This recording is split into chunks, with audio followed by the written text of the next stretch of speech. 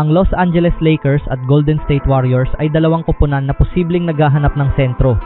Nakatakdang maging free agent sina DeAndre Ayton at Jackson Hayes para sa Lakers at bagamat pareho silang naging maayos na manlalaro noong 2025, malinaw na maaari pang makahanap ang Los Angeles ng mas mahusay na opsyon sa posisyong iyon.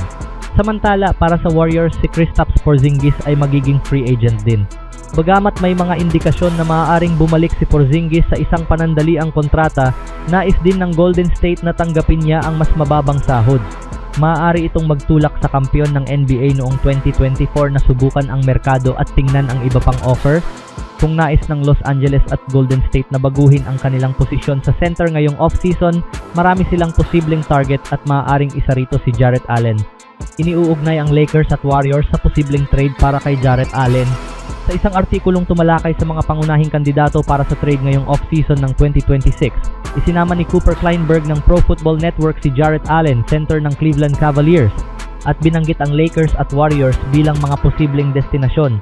Kung naniniwala ang Cavaliers na kayang gampanan ni Evan Mobley ang papel bilang kanilang full-time center, maaaring maisakatuparan ang isang trade kay Jarrett Allen ngayong off-season habang sinusubukan ng Cleveland na baguhin ang kanilang koponan matapos ang nakakadismayang pagkakasweep sa Eastern Conference Finals laban sa New York Knicks, isinulat ni Kleinberg. Sa kabila ng pagiging lubos na natalo ng Knicks sa Eastern Conference Finals, iniulat na plano pa rin ng Cleveland na panatilihin ang kanilang pangunahing grupo ng mga bituin, kabilang si Allen. Gayunpaman, kailangang gumawa ng pagbabago sa roster ni Koby Altman, ang presidente ng basketball operations, at maaaring isa sa mga hakbang na iyon ang pag-trade kay Allen. May natitira pa siyang ilang taon sa kanyang kontrata at hindi na siya gaanong kinakailangan, lalo na't kaya ring maglaro ni Evan Mobley bilang center. Kapwa maaaring makinabang ang Los Angeles at Golden State sa isang manlalarong tulad ni Allen. Bagamat bumaba ang kanyang antas ng laro sa playoffs nitong mga nakaraang taon, nananatili siyang mahalagang kontributor dahil sa kanyang kakayahan sa rebounding at presensya sa loob ng pintura. Babagay si Allen kay Luka Doncic sa Lakers, lalo na dahil sa kanyang atletisismo na ginagawa siyang isang mapanganib na target para sa mga alley-oop pass.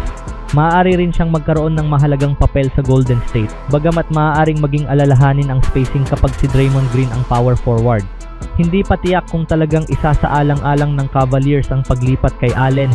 Sinurina ng koponan ang posibilidad na i-trade ang 6'9" na center noong trade deadline ng Pebrero, kaya't hindi imposibleng ilipat siya ng Cleveland sa mga darating na linggo. Sa ibang balita naman, ang matagal ng usapin tungkol kay Giannis Antetokounmpo ay tila papalapit na sa wakas.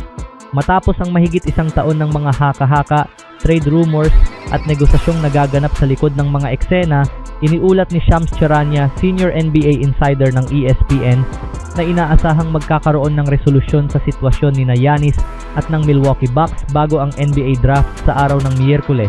Ayon kay Charania, dalawa na lamang ang natitirang pangunahing kandidato para makuha si Giannis, ang Boston Celtics at ang Miami Heat. Sapat na itong indikasyon kung gaano nakalapit ang prosesong ito sa pagtatapos. Sa loob ng maraming buwan, iniuugnay kay Antetokounmpo ang mga koponan tulad ng Minnesota Timberwolves, Golden State Warriors, Houston Rockets, Los Angeles Lakers, at Portland Trail Blazers. Ngunit ngayon, dalawang karibal sa Eastern Conference na lamang ang natitira at magkaiba ang kanilang mga trade package. Sinasabi sa akin ng mga source na inaasahang magkakaroon ng trade at resolusyon na kinasasangkutan ng Milwaukee Bucks at Giannis Antetokounmpo bago ang NBA draft. Seryoso ang pag-uusap ng Bucks sa dalawang finalist, ang Miami Heat at ang Boston Celtics. Pareho silang kabilang sa mga gustong destinasyon ni Giannis, ngunit magkaiba ang mga package na pinag-uusapan. Malaki ang agwat ng dalawang offer. Ang alok ng Boston ay nakasentro sa isang package na pinangungunahan ni Jaylen Brown. Nakabatay ito sa isang veteranong superstar caliber na manlalaro. Samantala, ang offer ng Miami ay nakasentro sa grupo ng mga batang manlalaro na nasa rookie scale contracts kasama ang malaking halaga ng draft capital. Gusto kong linawin na alinmang trade ang matuloy, ngayong araw man o bukas, inaasahang magiging direktang two-team trade ito. Kasasangkutan lamang nito ang Milwaukee at malamang isa sa dalawang koponang ito. Sa ngayon ay wala pang third team o fourth team structure na kasama, bagamat maaari pa itong magbago sa hinaharap. Alalahanin ninyo nang matrade si Kevin Durant noong Hunyo, isang taon na ang nakalipas. Nagsimula ang trade bilang dalawang koponan lamang, ngunit lumawak hanggang maging 7 koponan bago matapos ang off-season. Posibleng may katulad na mangyari rito. Matindi ang naging negosasyon. mahigit 13 buwan nang nagpapatuloy ang sitwasyon ni Giannis. Nakipag-usap ang Bucks sa iba't ibang koponan noong trade deadline at naging bukas sila sa mga diskusyon mula pa noong draft combine noong Mayo.